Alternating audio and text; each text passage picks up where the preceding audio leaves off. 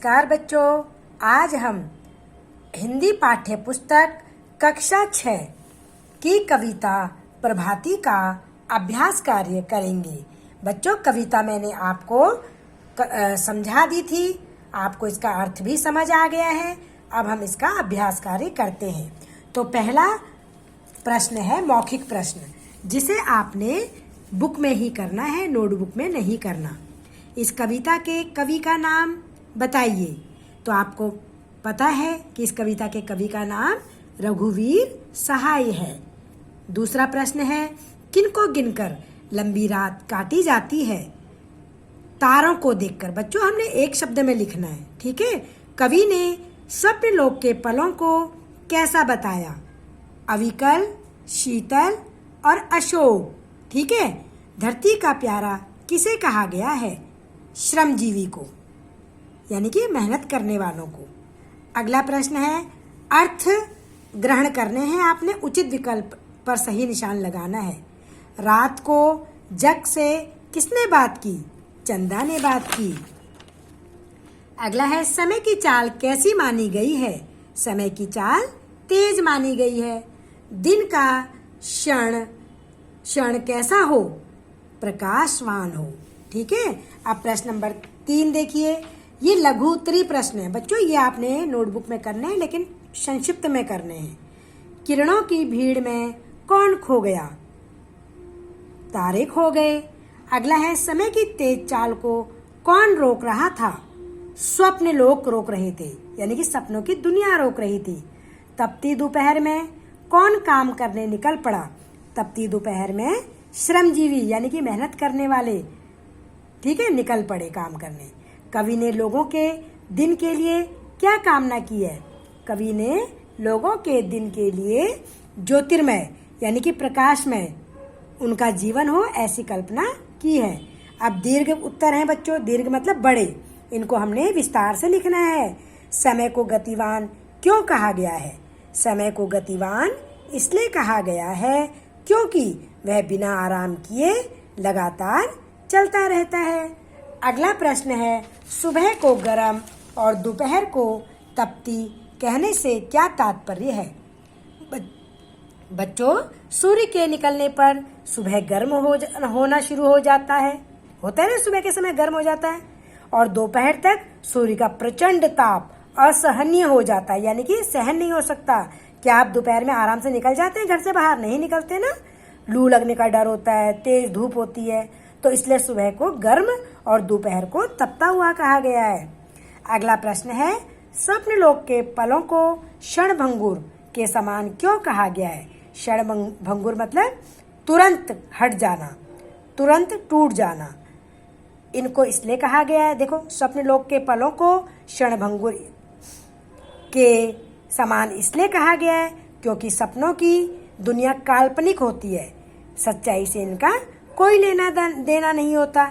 मनुष्य के नींद से जागने पर ये स्वप्न भी समाप्त हो जाते हैं। अब आप रात को सोए हो, रात को आप सपनों में देख रहे हो कि आप प्रधानमंत्री बन गए। क्या आप वास्तव में बन गए? नहीं बने, सच्चाई तो है ही नहीं। और जब आपकी नींद खुलेगी तो आपको पता लगेगा, अरे ये तो मैं सपना देख रहा था, यानी कि वो सपना टूट गया। तो सच्चाई, यानी कि सच्चाई से इनका कोई वास्ता नहीं होता। अगला प्रश्न 4 है, आशय स्पष्ट करो। जागे जन जन ज्योतिर्मय हो दिन का क्षण। तो इन पंक्तियों का यह अर्थ है कि सुबह होने पर सभी को आलस्य छोड़कर नींद से जाग जाना चाहिए। समय पर अपने दैनिक कार्य पूरे करने से उनका जीवन प्रकाशमय, सफल और उल्लास से भरा होगा। इसलिए बच्चों, हमें अपने सभी काम समय पर करने चाहिए। अगला प्रश्न है, पुनरुक्त शब्दों से रिक्त स्थान की पूर्ति करिए। पुनरुक्त क्या होता है? जब एक ही शब्द 2 बार आता है और उसके बीच में योजक चिन्ह लगा होता है, जो डैश होता है ना, उसको योजक चिन्ह कहते हैं। तो देखिए, कर जिनको थी कटी किसी की दीर्घ रात, तो ये आपने बुक जो पोयम है वहां से देखना है, क्या आएगा? गिन गिन।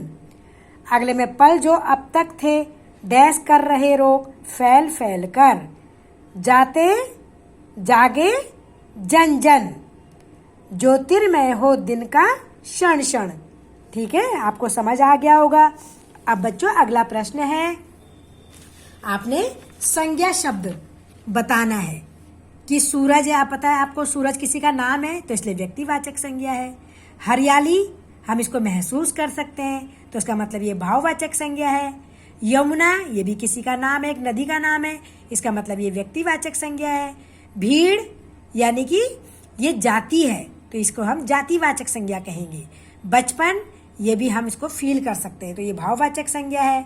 फूल ये भी एक जाति है, फूलों की जाति है, अलग अलग तरह के फूल होते हैं तो फूल जाति है तो इसलिए जातिवाचक संज्ञा है। कली ये भी एक जातिवाचक संज्ञा है। घर भी एक जातिवाचक संज्ञा है। ठीक है, बहुत सारे घर होते हैं तो ये जाति के बारे में बता रहा है घर की। अगला बच्चों भाववाचक संज्ञाएं बनाओ। भाववाचक संज्ञा होती है जिसको हम सिर्फ फील कर सकते हैं, महसूस कर सकते हैं। ठीक है, तो मुस्काना से क्या होगा? मुस्कान। घबराना से घबराहट। पीसना से पिसाई। लिखना से लिखावट या लिखाई। पढ़ना से पढ़ाई। सीना से सिलाई। चढ़ना से चढ़ाई। अब बच्चों विलोम शब्द बताने। विलोम मतलब उल्टे शब्द। सुबह का विलोम क्या होगा? शाम। सर्दी का क्या होगा? गर्मी। सुस्त का क्या होगा? चुस्त। शिखर का क्या होगा? गर्त। शिखर मतलब ऊंचाई, गर्त मतलब गड्ढा। अपना का क्या होगा? पराया। धरती का क्या होगा? आकाश। अब बच्चों अनेक शब्दों के लिए एक शब्द बताइए।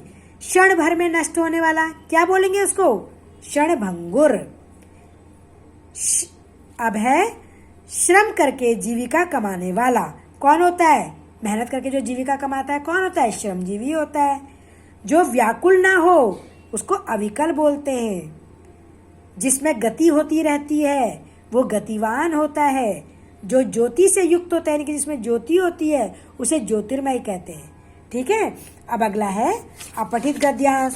तो ये अपठित गद्यांश जो है ये आप इसको स्वयं पढ़ेंगे। पहले कविता है, देखो इसको कविता को पढ़ो और फिर इसके आंसर लिखो।